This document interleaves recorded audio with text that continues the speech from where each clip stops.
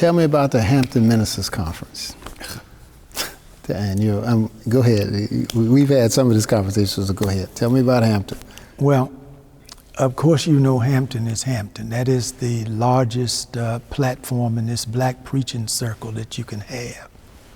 It is the Lyman Beecher lectureship, for black folks, so to speak. Right. I was privileged, I don't remember the years, but I was privileged to preach at Hampton 3 times. I've never been so nervous in all of my life. Yeah. The first time I preached was in Ogden Hall. And the Lord blessed the moment, especially like the second presentation that I made, What was it, 3 days? You had 3 days. 3 days. I Okay. had to preach 3 times. So you were the morning preacher? Yes. Okay. And so the first time, my first presentation, I was nervous and didn't feel like I had done well at all. The second one, the Lord blessed the moment. And then the third one is what sometimes I bump into fellows who remember it. I did this sermon, The Bridegroom's Friend.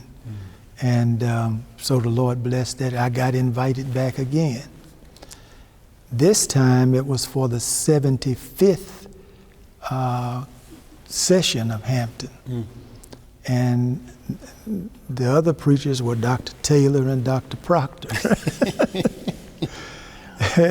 Needless to say, here again, and I was sandwiched between them. Yeah, wow.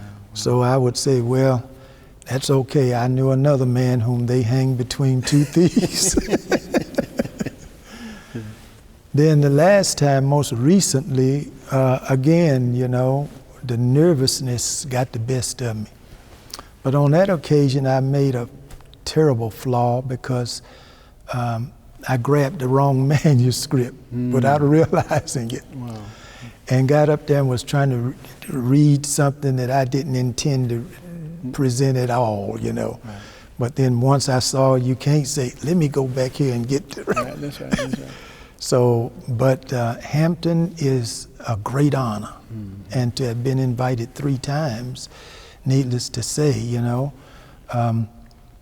but it is also the most terrifying preaching moment, because you got the greatest preachers in the world sitting right there before you, listening to you. And as we're prone to do, we'll critique, but I don't pay that any attention, even the critiquing, because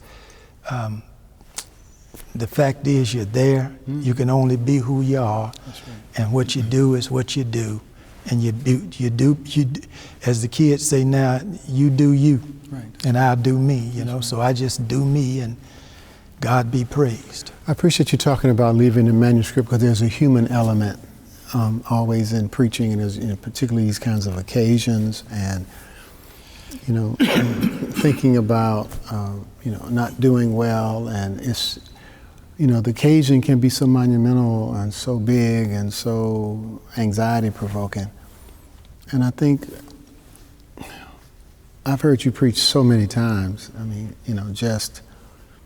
it's one time. It's just one time. Yeah. It's just one time. Yes. And we can make one time big, and it's just one time. I don't care how big the audience is, it's just one time. And, fabulous preaching. I mean, and thank you for helping my audience understand that it's just one time. Yes. And despite our best efforts, we're still human, God still blesses, and we keep moving. So, I wouldn't, if you hadn't told me, I would not have known that. I was preaching with you that last time. I was a morning preacher I remember. You were noonday. That's right. Right, I remember.